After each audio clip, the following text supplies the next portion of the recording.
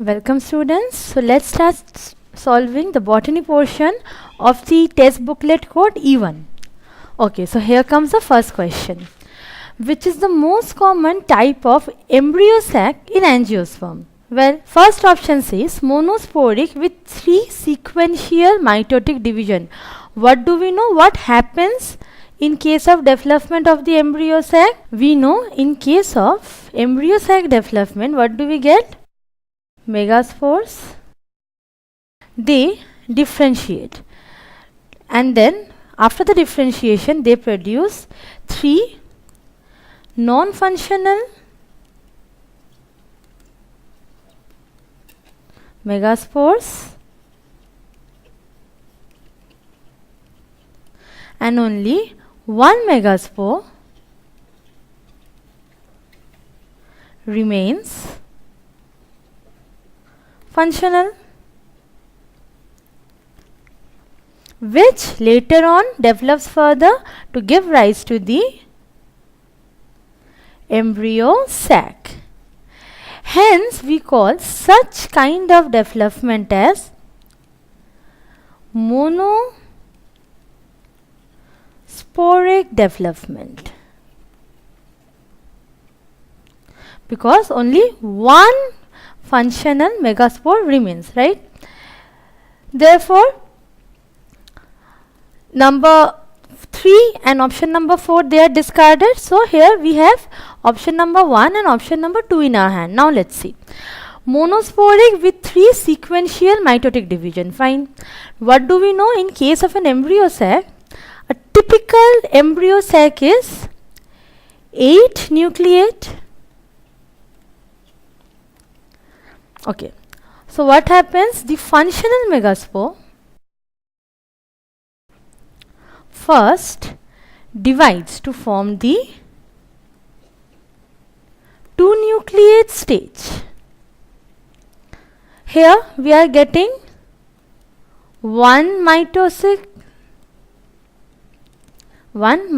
cell division. In the next instance we get a 4 nucleate stage. Here we are witnessing another mitotic cell division, and thereafter the formation of the embryo sac ends when it forms the 8 nucleate stage. Hence here we get another cell division. Therefore, how many cell divisions are occurring in total? 3 sequential mitotic cell division, right? Hence here our answer is undoubtedly number 1. Okay. While solving this paper, as we know, most of the question in NEET or any other competitive exams come from the book NCERT. So I will be giving you the page numbers from the NCERT book so that you can go home and relate to it. Well, so number 1 question came from page number 27 from volume 2 of the NCERT. Fine? Okay. So let's move on to question number 2. From the following, identify the correct combination of silent features of the genetic code. Okay. So let's see here. Here it says the genetic code is degenerate, which is correct. Overlapping, well, no, genetic code is never overlapping. Commaless, this statement is also correct. But since the term overlapping is here, number 1 option cannot be considered. Now let's see. Genetic code is universal. Well, it is nearly universal, so let's consider this. Then it says it is ambiguous, but we know what genetic code is not ambiguous and degenerate, therefore we cannot consider option number 2. Now let's come to option number 3. Degenerate, non-overlapping, non-ambiguous. Exactly all the 3 options here are correct. Then number 4 says universal, not ambiguous, and overlapping. Again, overlapping is not the correct option. Therefore, undoubtedly here a correct answer is answer number 3. The NCERT reference is, this one is from page number 112 from volume 2 new edition. We have to remember that all the page numbers that I am citing here are from the new edition of the NCERT book. Okay. Now let's move to question number 3. Which scientists experimentally proved that DNA is the sole genetic material in bacteriophage? Among all the given names of the scientists, only 2 scientists worked with the bacteriophage, and they are Hershey and Chase. What did they do? Let us have a quick recap. They took a bacteriophage and marked its protein coat with radioactive sulfur and its genetic material with radioactive phosphorus, and then they infected the bacteria. After blending and after removal of the bacteriophage, what did they found? The radioactive DNA was present in the bacteria's body. Therefore, it proved that DNA is the sole genetic material of the bacteriophage. The NCERT reference here is page 101 and again volume 2 new edition. Okay. Now, in the process of transcription in eukaryotes, the RNA polymerase 1 transcribes. Direct question again from the NCERT, that's in page number 111 volume 2 new edition. Okay. So, RNA pol 1 transcribes rRNA, and now if we break rRNA into its subunits, what do we get? 28S, 18S and 5.8S. Okay. So, now the question number 5 states, in which genetic condition each cell in the affected person has 3 sex chromosomes, XXY? Well, we know here the answer is Klinefelter syndrome. Now, what exactly happens and how does the person ends up getting this particular set of chromosomes? What do we know? During anaphase, the chromosome separates, right? And this separation of chromosome is known as disjunction. But what happens in case of Klinefelter syndrome is, let's see. Here we have a cell, and now we have chromosomes. These chromosomes are ready to be separated during anaphase, but what happens is, while separation, one particular cell receives both the copy of the chromosome and the other receives none. Okay. So, now what happened? This cell, which has an extra copy of the chromosomes, receives an extra additional copy of the X chromosome, resulting in a karyotype of 47 chromosomes. Such an individual has an overall masculine development, and this is a characteristic of Klinefelter syndrome. You will find this reference in page number 92 of the NCERT book. Okay. Now, question number 6 states, what initiation and termination factors are involved in transcription in eukaryotes? Well, we know it very well. The initiation factor is the sigma factor, which binds to the enzyme RNA polymerase and allows it to locate the promoter promptly, sit on it and to start the transcription process. And then the termination factor is the rho factor, which detaches the RNA polymerase from the DNA strand which it is attached to. Therefore, here undoubtedly the answer is option number 4. The NCERT reference here is page 110 volume 2 latest edition. Okay. The production of gametes by the parents, the formation of zygotes, the F1 and F2 plants can be understood using, well, this is the direct answer. The answer is Punnett square. What is a Punnett square? Here you have a Punnett square. What does it show? See, the parent gametes are marked. Here we have the female gametes and here we have the male gametes. These gametes unite to form the progeny as shown here, right? Okay, so this one is a direct reference from page number 73 of NCERT. Also, this board is known as the checkerboard.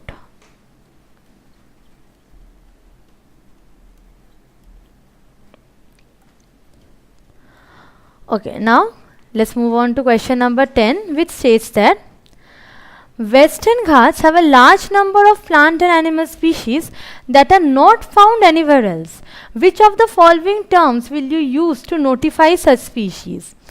Species that only occur in a particular region and not anywhere else, they are known as endemic species. What does this question state? This question states that Western Ghats have a large number of species of plant and animal that are not found. Well, not found is the keyword, and what did I tell you? The species confined to one particular region that are not found anywhere else, they are known as endemic species. So Western Ghat is a prominent example which have endemic species here. Therefore, undoubtedly our answer is option number 4. The reference you will find in page number 266 of NCERT book volume 2. We can see most of the questions are in direct connection with the NCERT book. Therefore, for attending any competitive examination, you should read NCERT very thoroughly, right? Okay, now question number 11. Which of the following statements about ozone is correct? Okay. Stratospheric ozone is bad ozone. Well, never. Stratospheric ozone is a good ozone because it is the one that protects us from the harmful radiation of the sun. Tropospheric ozone is good. Well, no. When ozone reaches the troposphere, what it does is it becomes a pollutant. Now, number 3 states stratospheric ozone protects us from the UV radiation. This is what I told you. What this stratospheric ozone done is it shields. It acts as a shield and absorbs the ultraviolet radiation from the sun, therefore protecting us. Thus, here the answer is option number 3.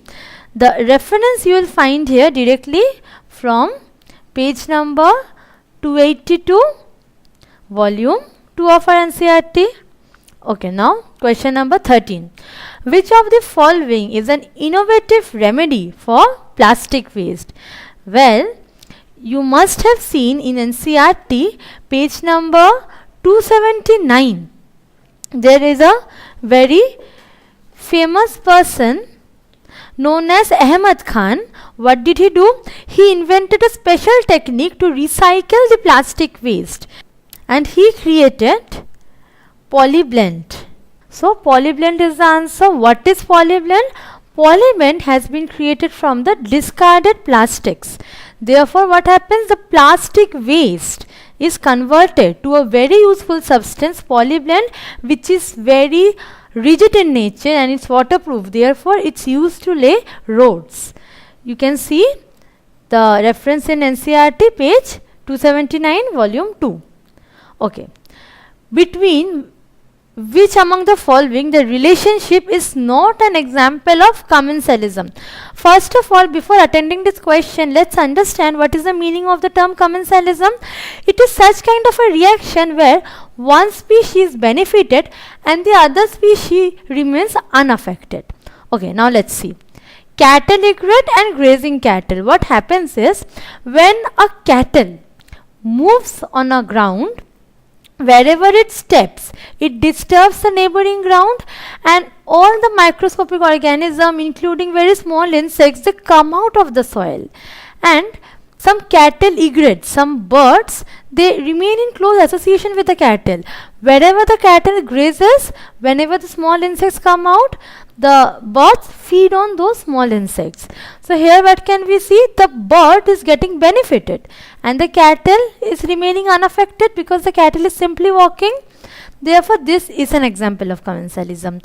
Now let's come to sea anemone and clownfish. Sea anemone is a creature that have very long tentacles. Within those tentacles, small fish known as clownfish stays. It hides itself from its predators. So, in this kind of a relationship, the clownfish is getting the protection while the sea anemones is remaining unaffected. Therefore, this also is an example of commensalism. Now, let's see. Female wasps and fig species. Well, here what happens is fig is a particular plant where the female wasp comes to lay its egg and in turn it pollinates the fig species. Therefore, here both the species are getting benefited. This kind of an interaction is example of mutualism, which means plus plus interaction. So, let's again revisit this. The wasp pollinates the fig inflorescence while searching for suitable egg laying sites, right? Okay, now let's talk about orchid and the tree on its way go on. What are orchids? Orchids are usually some crawling plants, right? On a big tree it grows. Orchids are getting the support to grow on a tree, but what is happening to the tree? It is remaining unaffected. Orchids are epiphytic plants. What is the meaning of epiphyte? A plant growing on another plant. What does an orchid do? It only takes support and shelter from the tree on which it grows on, but does not derive any kind of nutrition from it. So what happens is the tree on which the orchid grows is getting no benefit, but then the orchid is getting the benefit as it is getting support from the tree. Therefore here also the interaction is an example of commensalism. Our answer demanded an example which is not an example, right? So in the four examples given, we have only one example, that is the example of mutualism here. Therefore undoubtedly our answer is option number 3. You will get this reference from the NCERT book, page number 237 to page number 238, volume 2. Okay, now let's move on to number 15. In an agricultural field is liberally irrigated for a prolonged period, it is likely to face a problem of, well, what happens in an agricultural field if you water it regularly? The top soil, it harbors many soil and other nutrients. All the salts, it leaches down to the inner surface of the soil due to abundant irrigation. So what happens? The top soil is left with high concentration of salts because the water and all the nutrients have leached down. Therefore here the answer is salinity. Okay, now let's move on to question number 16. Here we have matched the following. Let's see. Golgi apparatus. What does it do? It helps in the formation of glycoprotein and glycolipids, right? What happens in Golgi apparatus is the proteins are produced in ribosomes and then it enters the Golgi apparatus where it undergoes modification. And such modifications of proteins are known as glycosylation and liposylation. So what can we see? Glycoproteins and lipoproteins are produced. Okay. So here for A the option is 3. Okay, now see. Lysosomes. Okay. Lysosomes are responsible for digesting the biomolecules because what do we know? Lysosomes contain hydrolytic enzymes, right? So they are capable of digesting each and every biomolecule. Now we have vacuoles. What vacuole does? They trap waste and excretory products of the plant or in the animal cell. And now ribosome. Ribosomes, as we just mentioned, are the sites of protein synthesis, right? So now let's see which option matches with whatever we have matched. We can see the option number 4 and the NCERT reference here is page 133 to 136.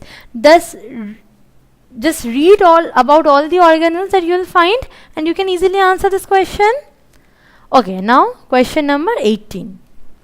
Crossing over takes place between which chromatids and in which stage of the cell cycle? Well, a very direct question and here we know the answer is non-sister chromatids of homologous chromosome at Pachytene stage of prophase 1. So we know what happens during crossing over. We get the formation of chiasmata, the X-shaped structure, right? Okay. And then the crossing over occurs here. The color that I am drawing, they represent the non-sister chromatids and crossing over takes place between them, and the two chromosomes that I have drawn, chromosome 1 and 2, they both are homologous chromosomes of each other. And where does this crossing over takes place? In the Pachytene stage. Therefore undoubtedly the answer is option number 1 and the NCERT page reference is page 186. This is volume 1 of NCERT. Okay, now which of the following is not a feature of active transport of solutes in plant? Well, they want something that is not a feature of active transport, right? Now let's see. Non-selective Absolutely no, because active transport is a highly selective process which includes membrane proteins. Therefore, it is highly selective. Just remember, wherever the involvement of membrane proteins are there, the process must be highly selective. Now, occurs through the membrane, of course, yes. Requires ATP, exactly, and occurs along the against the concentration gradient, exactly, because we know uphill transport is an example of uphill movement, right? So it occurs against the concentration gradient. Therefore, here undoubtedly our answer is option number 1. The NCERT reference here is page number 168 of volume 1. Okay, now let's move on to question number 21. Which of the following bacteria reduce nitrate in soil to nitrogen? This process we all know is known as denitrification. From the given example, the bacteria that carries out denitrification is undoubtedly Thiobacillus. Undoubtedly Thiobacillus. The NCERT reference here is page number 201, volume 1. Okay, so what happens in denitrification? It breaks down the nitrate in soil into nitrogen, right? Just remember this. What will be the direction of flow of water when a plant cell is placed in a hypotonic solution? Okay, so here is the cell, and here is a container, and here is the liquid. Okay, what do we know? This particular liquid is hypotonic. Whenever we place a cell in hypotonic solution, the process called osmosis occurs, which means water enters the cell swells up, turgor pressure builds up in the cell. So here we can see option 2 exactly states what I have just stated. Water will flow into the cell. Therefore, undoubtedly, so here the answer is option number 2. The NCERT reference is page 182. Again, let's revisit what exactly happens. Whenever a cell is kept in a hypotonic solution, water moves from the region of its higher concentration to the region of its lower concentration, that is inside the cell, right? And when the water pressure increases in a cell, the turgor pressure also increases and the cell swells up as a result. Okay, now let's move on to question number 23. Where is the respiratory electron transport system located in plants? Well, let's draw a quick diagram of mitochondria. Okay, so what can we see? The outer boundary of the mitochondria is the outer membrane, and then we have the inner membrane of mitochondria, and then we have the matrix. Okay, so the question demands the position of the electron transport system. It directly occurs in the inner membrane of mitochondria because all the enzymes involved in the electron transport chain are located in the inner membrane of the mitochondria. Therefore, undoubtedly our answer is option number 2. The NCERT page reference here is page 232, volume 1, and of course the latest edition of NCERT. Okay, now question 25. In mung beans, resistance to yellow mosaic virus and powdery mildew were brought about by. We know this is a prompt example of mutational breeding. The NCERT reference here is page 174, volume 2 of the latest edition. Okay, again a quick recap. It is possible to induce mutations artificially through use of chemicals or radiations. Radiations like gamma radiations, and selecting and using the plants that have the desirable characters as a source in breeding. This process is known as mutational breeding. Therefore, undoubtedly again the answer is option number 4. Okay, now question 27. Among the following pairs of microbes, which pair has both the microbes that can be used as a biofertilizer? Well, a direct question from the NCERT, page number 188. The answer is cyanobacteria and rhizobium. What do? They fix the atmospheric nitrogen into the soil to be taken up by the plant and used in the synthesis of proteins. Okay, let's move on to question number 31.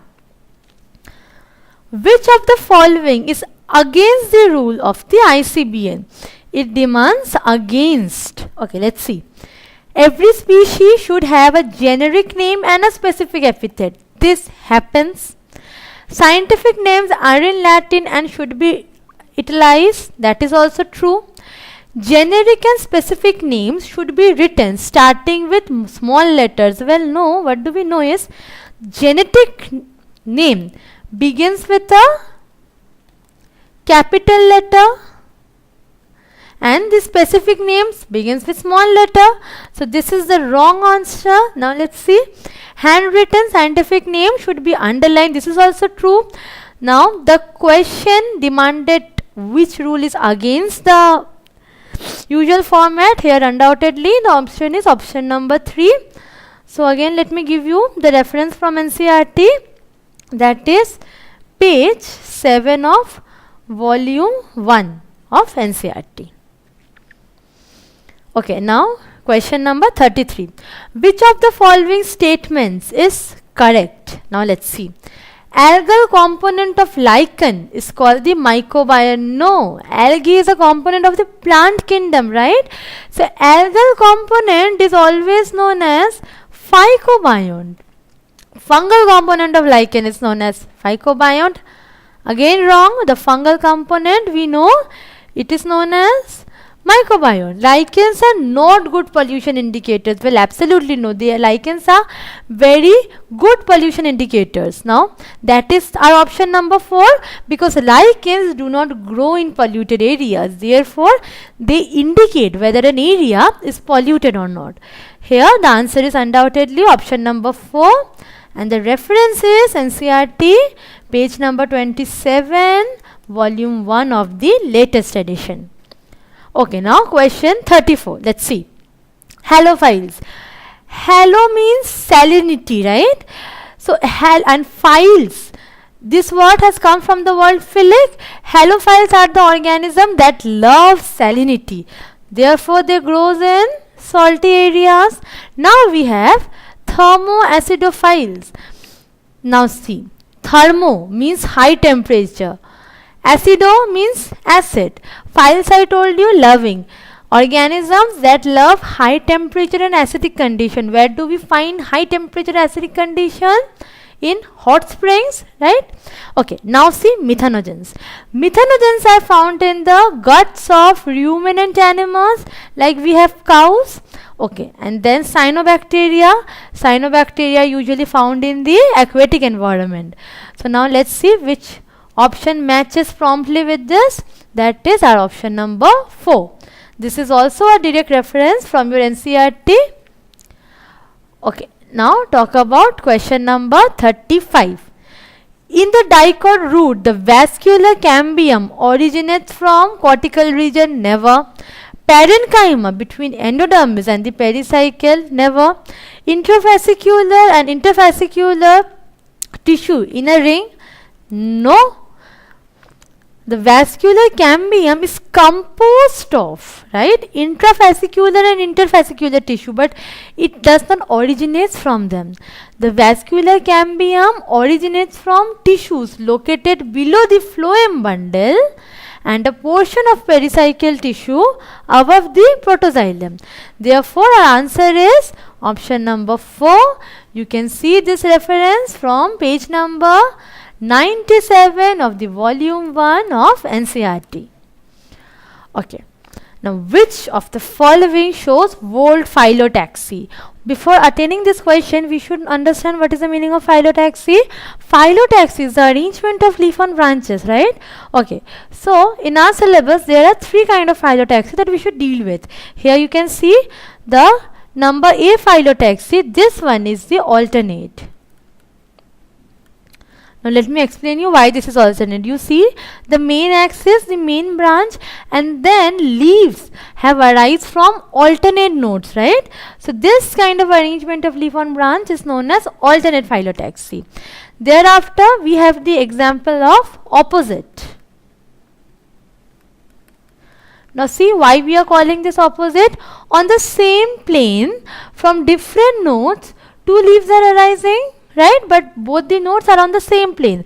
Therefore, this kind of phyllotaxy is known as opposite phyllotaxy. And then we have something that is known as whorled phyllotaxy. Whorled phyllotaxy means on the same plane leaves will arise from more than one node, right? And then the leaves are in a spiral arrangement from more than one node. Okay. Now we have something that is known as whorled phyllotaxy. What happens is more than two leaves arises from node. This is known as whorled phyllotaxy. So here we have China rose. China rose is an example of alternate phyllotaxy. Calotropis shows opposite phyllotaxy, and Alstonia shows whorled phyllotaxy. So here undoubtedly our answer is option number 2. The NCERT page reference here is page number 71.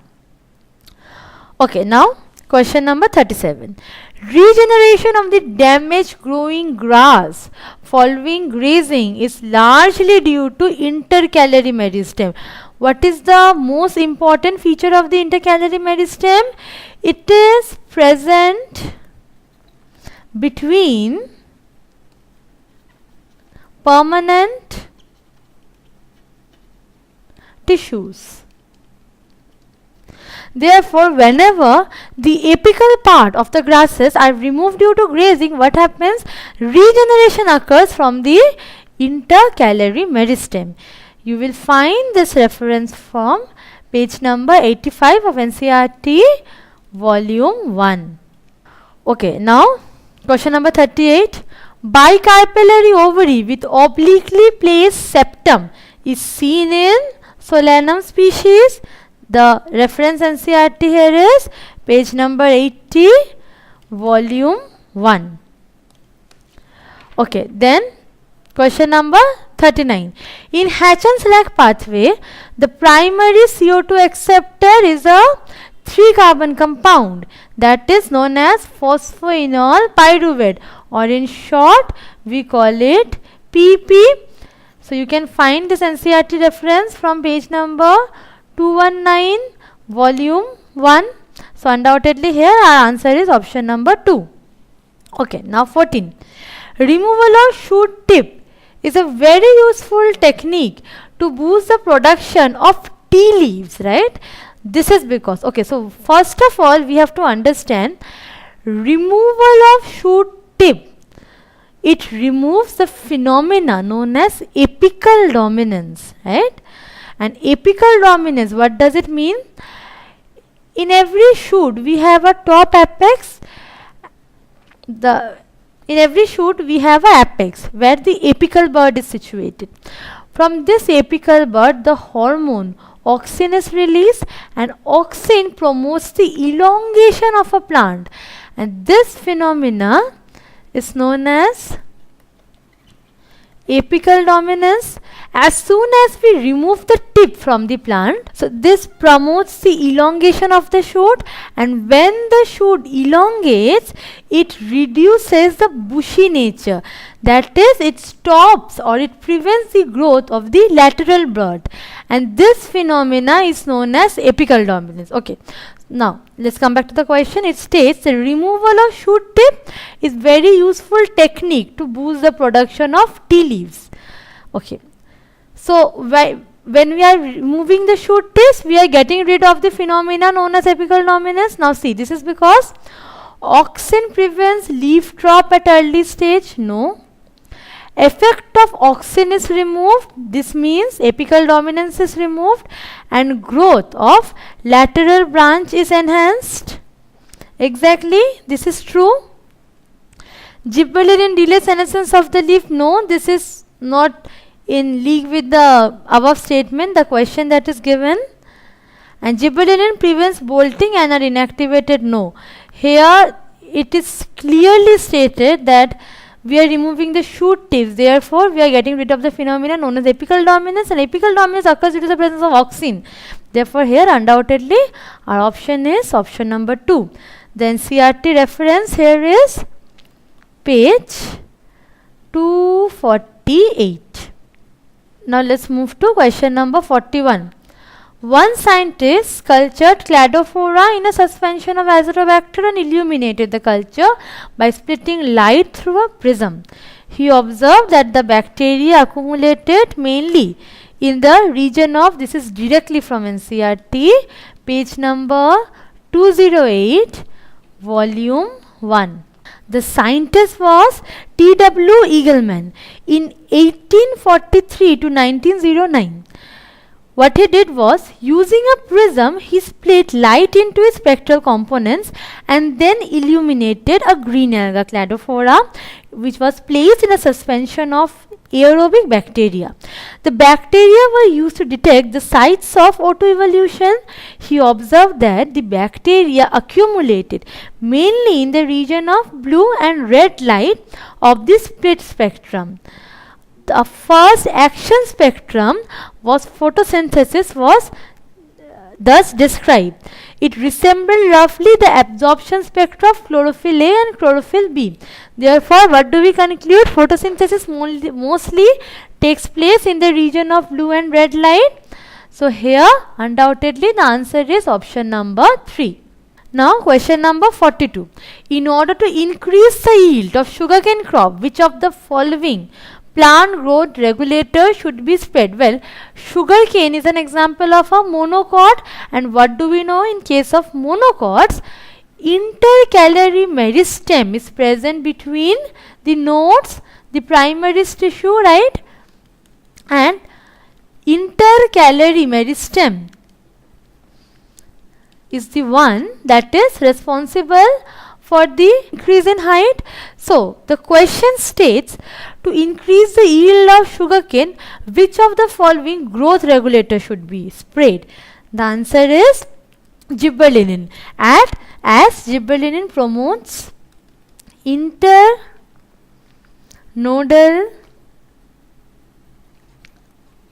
elongation. The NCERT reference here is page number 249, volume 1. Okay, question number 43. What type of pollination takes place in Vallisneria?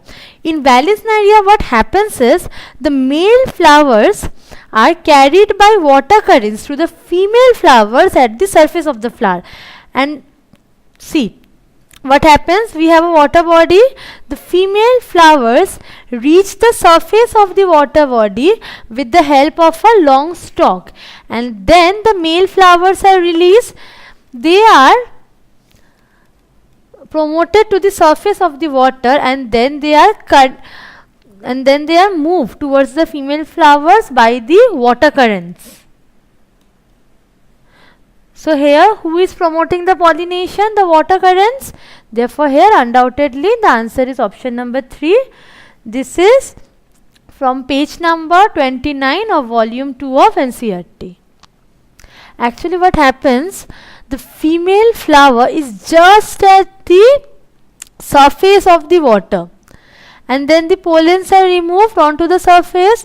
This pollen are moved to the stigma of the female flower with the help of water currents. Since both of them are floating on the surface of water, therefore this kind of pollination is possible.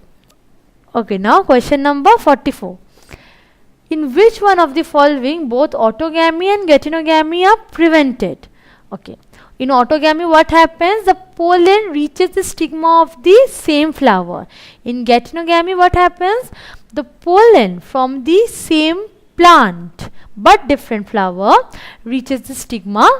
Okay, here we have to mention such an example where both autogamy and geitonogamy are prevented. Therefore, this example must be pollinated using xenogamy. Okay. Now what happens in xenogamy? The pollen from a different plant reaches the stigma of a different plant, right? Okay, so this is only possible if the male and the female parts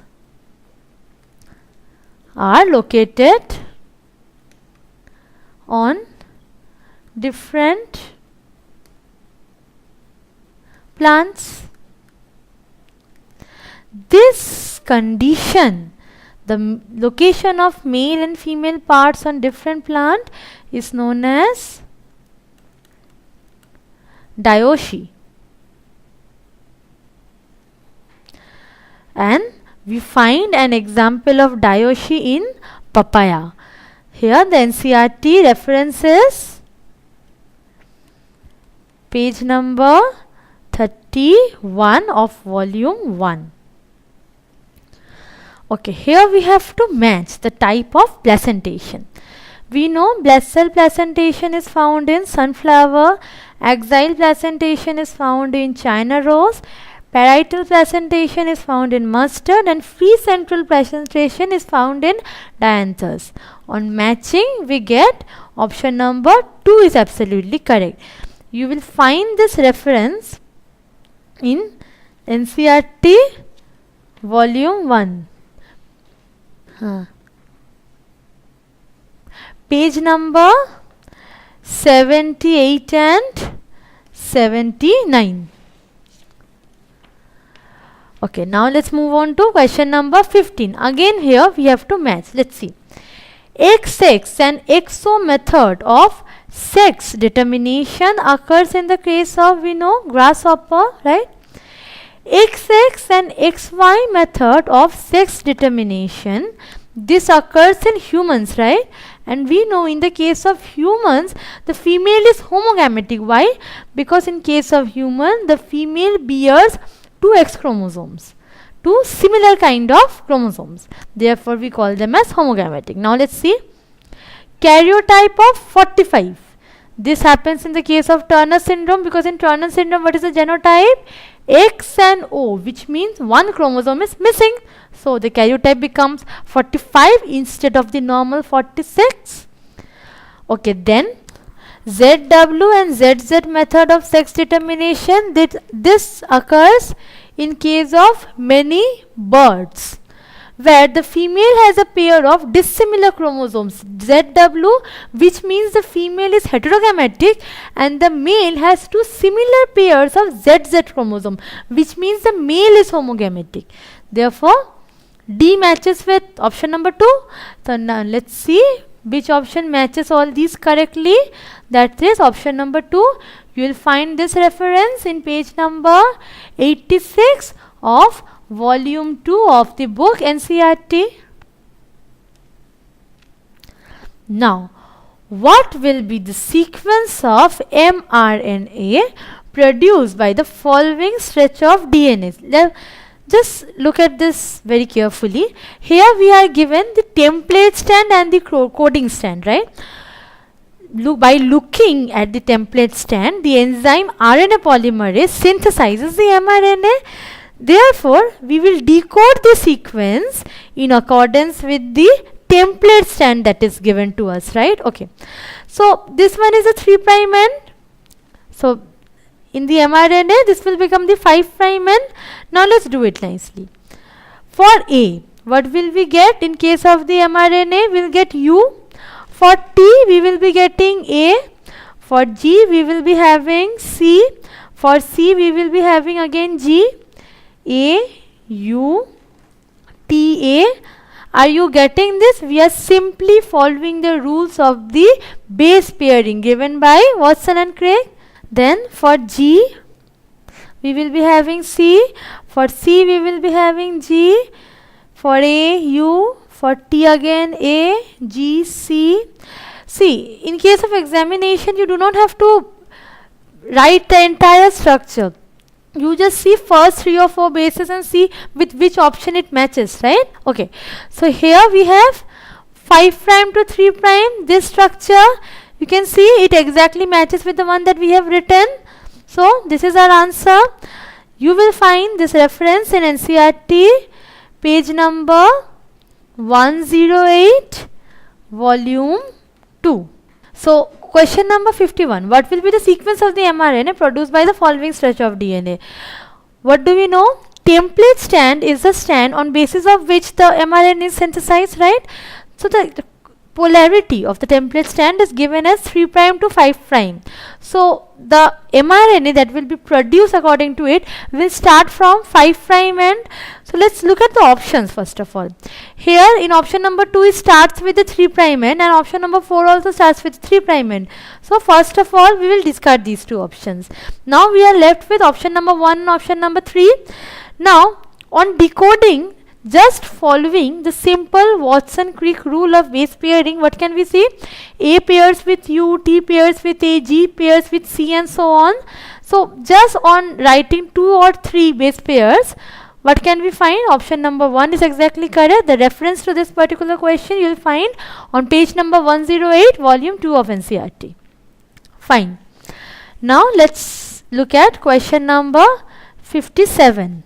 Carnivorous animal, lions and leopard, occupy the same niche, but lions predate mostly larger animals and leopard take smaller one. This mechanism of competition is referred to as, well, see what happens is, in one particular area there are 2 species, species A and species B. Both are predators, and the food for these predators were the same. So they must coexist, otherwise one will be simply excluded. But they devised a very clever mechanism where they just change their foraging pattern or food habits, right? This kind of mechanism where 2 species coexist rather than getting excluded, this is known as resource partitioning. Therefore the answer here is undoubtedly resource partitioning.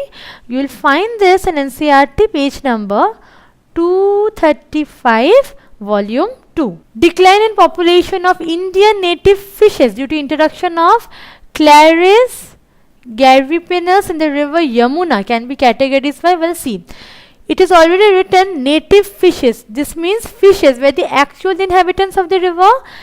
After that we are introducing some new species that are alien to the region where we are introducing them, and then the population of the native species is getting decreased. Why? Because these alien species are invading them, right? They are either eating up the fishes or they are eating up the sources, the food sources from where the fishes used to get the nutrition.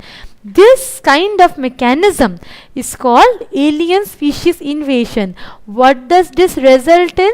This result in decline in the population of the native, right? Therefore the biodiversity also gets declined. So here you will find the reference of this question from NCERT page 235 volume 2. Now let's focus on question number 61. The contrasting characteristics generally in a pair used for identification of animals in taxonomic key is referred to as couplets. Just see. Contrasting characters of pairs for identification of animals in a taxonomic key. What is a taxonomic key? It is a series. It is basically a technique that is used for the nomenclature, for the identification of a particular species. In taxonomic keys, what happens? There is a pair of 2 statements, right? And these 2 statements are contradictory to each other.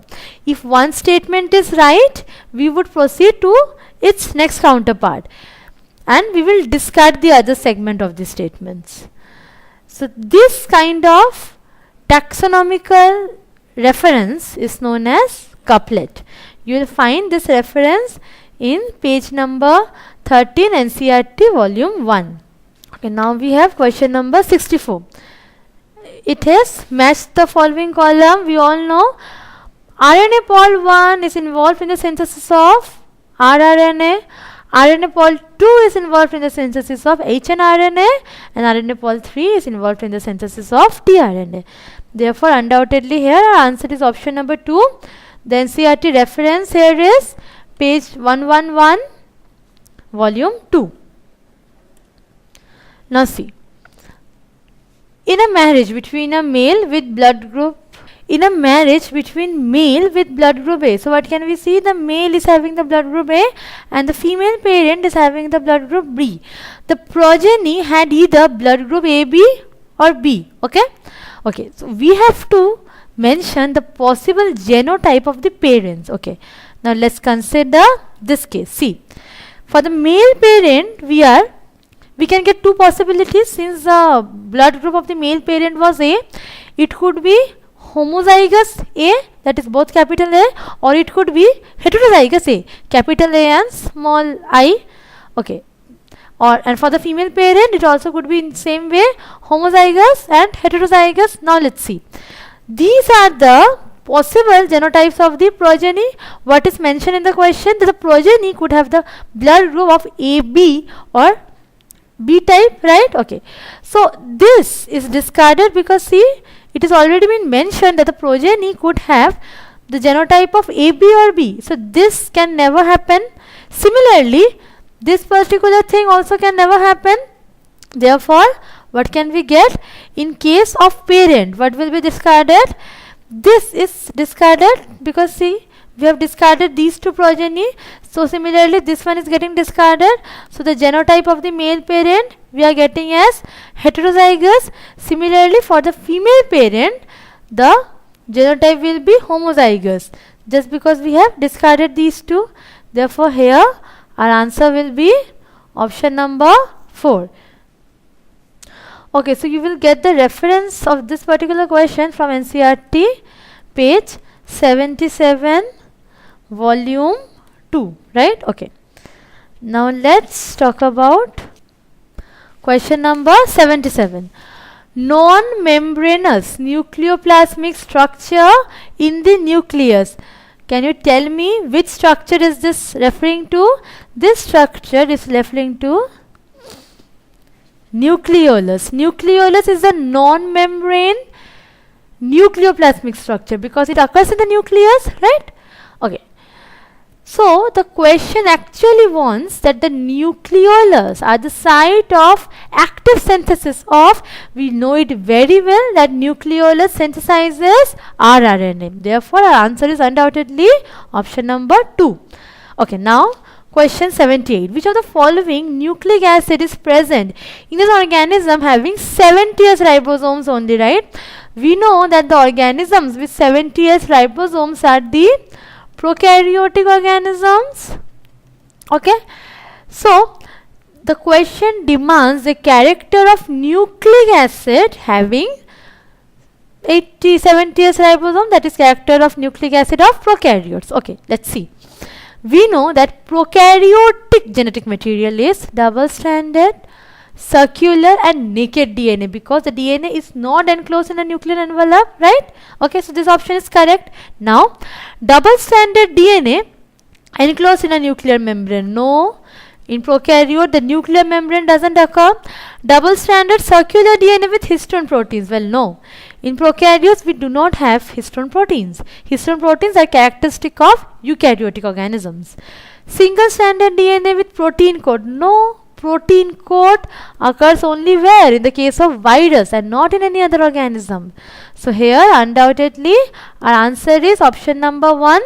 The NCERT reference to this question is page number 128, volume 1. Okay, after meiosis 1, the resultant daughter cells have. Okay, so we know meiosis is known as the reductional division, right? What happens in meiosis? Let's see. After the interphase, the amount of DNA doubles, and then the cell divides into two parts during meiosis II. Then what happens? No DNA replication. No DNA replication, but only cell division occurs. So, meiosis II is the only reductional division.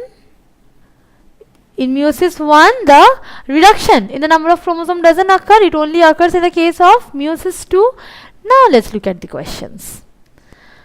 It states, after meiosis I, the resultant daughter cells will have twice the amount of DNA in comparison to a haploid gamete, right? What happens in case of a haploid gamete? So, this was our cell, this was our meiocyte. Meiocyte means the cell which will now undergo meiosis. Meiocyte was diploid, okay? It produces two cells after DNA replication, and then these two cells further divide to give rise to four cells. These four cells represent the haploid gamete, okay? So, here the amount of DNA will not be n, it will be 2n, right? So, this is of course the correct option. Now, let's look at the other options. Same amount of DNA in comparison to the haploid gamete. No, it is just double the amount we have just seen. 4 times the amount of DNA, never possible, because of course it's a kind of a cell division. Same amount of DNA as in the parent cell in the S phase. Well, this is also not the option. Therefore, here undoubtedly the answer is option number 1. You will find this reference in the NCERT in the chapter cell division. Okay, now let's move on to question number 81. The main difference between active and passive transport across the cell membrane is passive transport requires a concentration gradient, exactly, because passive transport is a kind of downhill transport across a biological membrane, where active transport requires energy. Why does it requires energy? Because active transport is an example of uphill transport. It always occurs against the concentration gradient, therefore it requires energy. Our option 1 is absolutely correct. Okay, now let's look at the other options. Passive transport is confined to anionic carrier proteins, whereas active transport is confined to cationic channel proteins. Well, no. Active transport occurs more rapidly than passive transport. We cannot say that this is exactly correct. Passive transport is non-selective, whereas active transport is selective. Well, this is also not correct. Therefore, here the answer is option number 1. You will find this reference in NCERT page number 178. Just go and look at the table that's given there in the NCERT.